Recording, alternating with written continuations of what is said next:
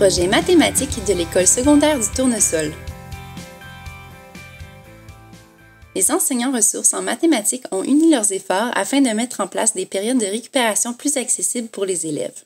Ils ont également créé un outil de dépistage qui permet d'évaluer les acquis sur le vocabulaire mathématique de tous les élèves du premier cycle secondaire. Les résultats permettent de prendre conscience du vocabulaire à approfondir et de réajuster les groupes en fonction de leurs besoins. L'équipe du Tournesol travaille de pair avec les écoles primaires du secteur dans le but d'intervenir efficacement auprès de tous les élèves afin de favoriser leur réussite. Cette année et l'année passée, on a commencé à classer nos élèves. C'est une demande du département de mathématiques qu'on a fait pour classer nos élèves par force. Pourquoi on voulait ça? C'est parce qu'on voulait centraliser nos ressources avec nos élèves, qu'on va appeler nos élèves réguliers. Et les élèves un petit peu plus forts, on les laissait avec un enseignant seulement en classe qu'on appelle enrichi. On peut vraiment répartir et faire des activités très différentes d'une classe à l'autre. Je pense que nos élèves sont quand même assez contents d'être dans un ratio 1:15 parce que ça leur permet d'être moins gênés, de poser des questions alors qu'ils ne le faisaient pas en grand groupe avec des élèves forts mixés avec eux aussi. Donc, on a créé un outil de dépistage qui est commun à tous nos élèves du secondaire 1. On en a un aussi pour les élèves du deuxième secondaire. Puis, on a décidé de commencer par le vocabulaire mathématique. Parce que c'est sûr que c'est large, les mathématiques, on aurait pu regarder différents concepts, etc. Mais le vocabulaire mathématique ressortait une priorité pour nous. Donc, on a élaboré un fichier pour comptabiliser les résultats. Le test diagnostique, c'est toute la progression du primaire. C'est de la matière qui est vue au primaire et qui devrait être acquis de façon significative. Il y a toute une question d'arrimage. On travaille beaucoup à arrimer le primaire et le secondaire, puis ça nous permet en cours d'année, en cours de sixième année, cette année, de travailler certaines choses pour l'an prochain, pour les futurs secondaires 1. Fait que là, tout de suite, on faisait des prises de conscience. L'enseignante de Sienne dit « cette année, ce petit bout-là, je vais le travailler autrement parce que je me rends compte avec les résultats que c'est pas fait de façon significative. » Fait qu'il y a eu de belles retombées à ce niveau-là. Projet mathématique de l'école secondaire du Tournesol. Pratique de la pleine conscience, un projet de l'école du Val-de-Grâce. Depuis quelques années, l'enseignante Julie Bergeron pratique la méditation et la pleine conscience. Après avoir remarqué que plusieurs de ses élèves vivaient de l'anxiété, elle décide d'enseigner la méditation et la pleine conscience en classe. Cette pratique représente un plus pour favoriser les apprentissages des jeunes. Les élèves, de même que leurs parents, apprécient beaucoup cette approche. De plus, Julie donne des ateliers au personnel intéressé de l'école sur l'heure du midi.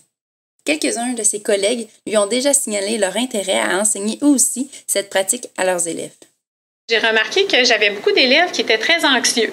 Là, je me suis dit, si je pouvais les aider avec ça, ce serait une bonne chose. Je me suis mis à rechercher une formation, un programme que je pourrais enseigner aux élèves pour enseigner la pleine conscience.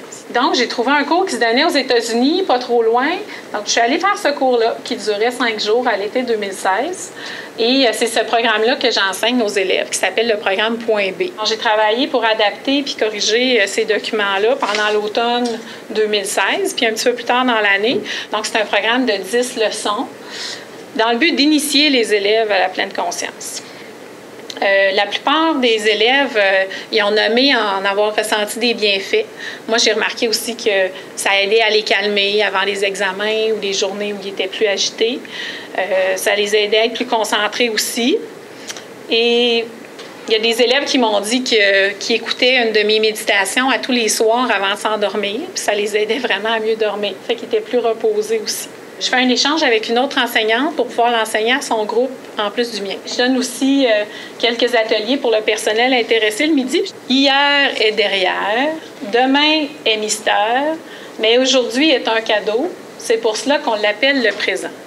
Donc ça résume un petit peu ce qu'on recherche en pleine conscience, c'est ça sert à rien de s'en faire avec le passé puis de ressasser des vieilles choses qui nous font du mal. Ça sert à rien non plus de s'inquiéter à propos du futur parce que on ne sait même pas si ça va arriver pour vrai. L'important, c'est de profiter de maintenant, de vivre le moment présent, qu'il soit bon ou mauvais, de le vivre correctement puis de bien réagir à ça. Pratique de la pleine conscience, un projet de l'école du Val-de-Grâce. Course de zombies, un projet de l'école de la Tourelle. Les enseignantes Vicky Mayotte et Marie-Lou Massé-Martel ont mobilisé les élèves de 6e année pour organiser une course de zombies. Le projet fait vivre aux jeunes une véritable expérience entrepreneuriale à travers toutes les étapes de mise en œuvre de l'événement. Plus de 120 coureurs, petits et grands, sont venus relever ce défi sportif. Grâce à cette activité, près de 2000 $ ont été amassés pour financer une randonnée au Mont-Lafayette à la fin de l'année scolaire. Le but, c'était vraiment d'amasser des sous pour notre voyage de fin d'année. C'était ça le prétexte. Puis comme on est une école santé globale au 3e cycle, on voulait que la façon de ramasser des sous, pourquoi pas faire une pierre deux coups, puis de favoriser les saines habitudes de vie auprès de nos jeunes, de la population en général. On a aussi décidé, on peut passer à la prochaine, de faire 2 parcours, un de 2 km puis un de 4 km, parce qu'on voulait qu'autant les petits, que, tu sais, toutes conditions physiques pouvaient venir y participer. Les parents, les enfants, 1er cycle, 2e cycle, 3e cycle, puis même le secondaire ont été très présents là, lors de la course. Pour vivre un projet comme ça en classe, il faut vraiment réussir à l'intégrer à sa pédagogie. Puis le français, pendant le mois de septembre-octobre, ça a été la course de zombies. Les affiches publicitaires à créer, donc production écrite, aller présenter aux autres classes c'était quoi ça, la course de zombies, parce que là on se disait si les petits de première année voient des zombies partout, ça se peut qu'ils aient peur d'y aller. Fait qu'il faut aller leur expliquer, leur démystifier, leur donner le goût de venir. Fait que ça a été des productions orales de mes élèves qui ont fait le tour des écoles, le tour des classes. On est allé à la radio locale, une entrevue journalistique, préparer les réponses aux questions qu'on se ferait poser. Donc ça aussi, volet français. Recherche de bénévoles, j'ai voulu aussi faire participer mes élèves. Donc, ils ont dû écrire une lettre à leurs parents pour que leurs parents soient sollicités comme bénévoles. Il fallait expliquer qu'on avait besoin des agents de sécurité dans les sentiers, qu'on avait besoin de personnes artistiques pour faire le maquillage. Puis, on a fabriqué nos médailles aussi parce que c'était beaucoup trop cher d'acheter des médailles. Fait qu'on les a faites avec des couvercles de peau maçon. Ça a été là, la façon économique. Les élèves de première, 2e année, là, ils s'accrochaient à moi. Puis j'ai assez hâte d'être en 6e année pour faire la course de zombies. Puis les 5e années qui disaient c'est notre tour l'année prochaine. Hein? Fait que on s'est rendu compte que là, oups, il y avait de l'engouement.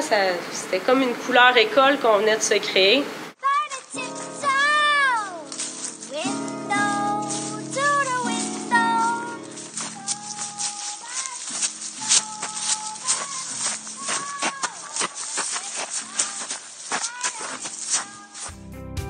Course de zombies, un projet de l'école de la Tourelle. Classe Harry Potter, un projet de l'école de l'Arc-en-Ciel.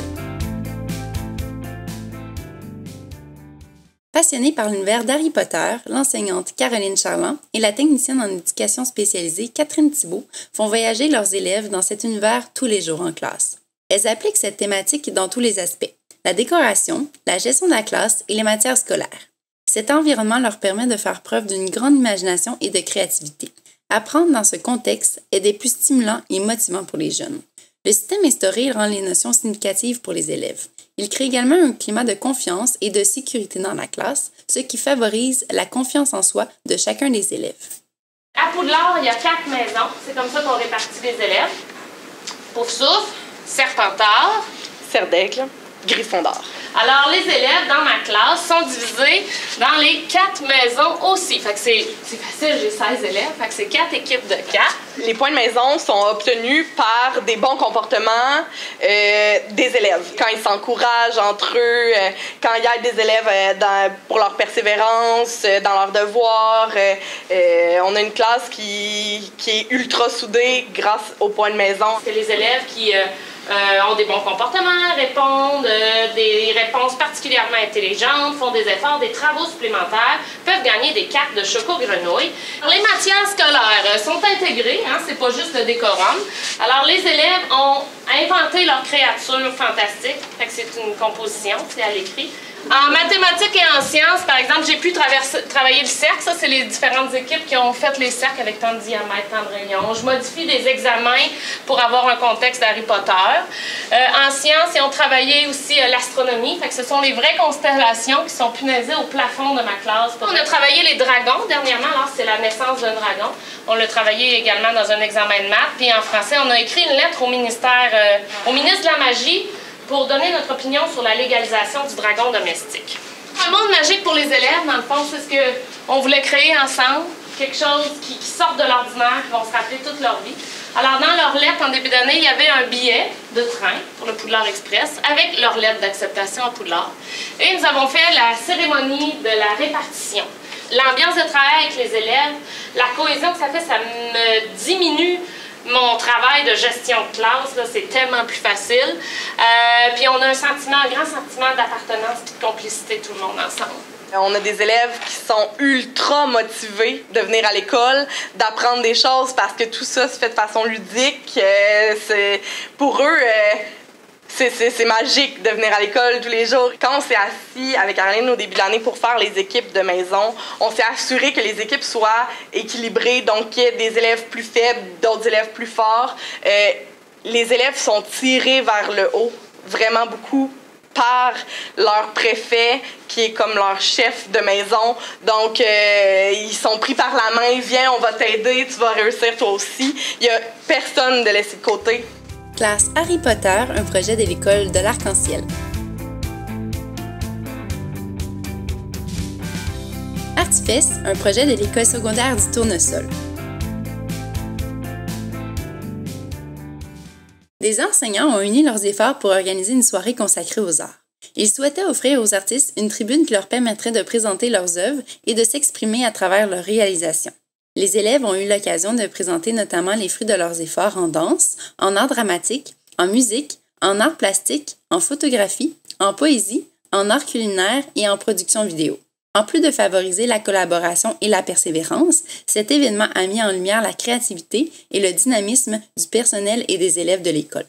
J'ai réalisé que chacun des arts de notre école avait un événement ou avait une façon de faire qui était individuelle. Pourquoi est-ce qu'on ne ferait pas un événement en commun, on unirait nos forces? L'idée, c'était de se mettre ensemble pour faire un événement qui réunirait tous les types d'arts de l'école. Il y avait deux objectifs à notre soirée. Le premier, c'était évidemment de mettre en valeur le travail de nos jeunes. On a des jeunes artistes qui, contrairement à nos sportifs, sont rarement mis de l'avant dans des soirées. C'est rare qu'on voit un artiste recevoir une médaille ou un trophée. C'était un événement qui leur permettait, de présenter leur œuvre à leur famille, à leurs amis, puis de pouvoir donner une justification à ces nombreuses heures qu'ils passent à travailler. Le deuxième objectif, c'était évidemment, un peu comme tous nos événements qui étaient individuels, de promouvoir nos arts dans l'école, de promouvoir nos programmes et surtout de promouvoir l'école au niveau de la communauté de Windsor et des environs. Évidemment, on voulait faire en sorte que, oui, nos artistes étaient mis de l'avant, mais on voulait faire le lien avec nos cours. D'abord, les invités étaient amenés vers un salon artistique. Peu à peu, ils découvraient des élèves en train de peindre en direct sur des panneaux. Et puis, ils allaient voir l'évolution de l'œuvre au cours de la soirée. Il y a eu également une exposition d'art communication, une exposition de photos qui est dirigée par l'enseignante Véronique Roberge. On avait aussi des artistes qui étaient présents pour, par exemple, faire travailler l'argile. On demandait aux gens de se rendre à la place publique pour une partie de numéros de variété. On retrouvait des numéros musicaux qui étaient dirigés par Tom et présentés par ses élèves. On avait également un groupe d'élèves, justement, d'élèves volontaires, 4 élèves de 2e secondaire pour assurer l'animation de la soirée. Donc, tout au long, c'était eux qui présentaient les numéros de façon humoristique. On avait également des slams qui étaient présentés. Donc, c'est une forme de poésie plus dynamique, plus près des jeunes. On avait une troupe de soir, donc un cours d'1 heure après les heures de classe pour créer des numéros de danse. On avait Auxilium qui offrait des smoothies. Donc, c'est l'entreprise qui a été créée de toutes pièces à l'école cette année. Donc, on avait cette option-là. Sinon, les brigades culinaires offraient également des bouchées sucrées. Cette année, c'est déjà une réussite en soi. On a accueilli près de 280 invités. Artifice, un projet de l'école secondaire du Tournesol.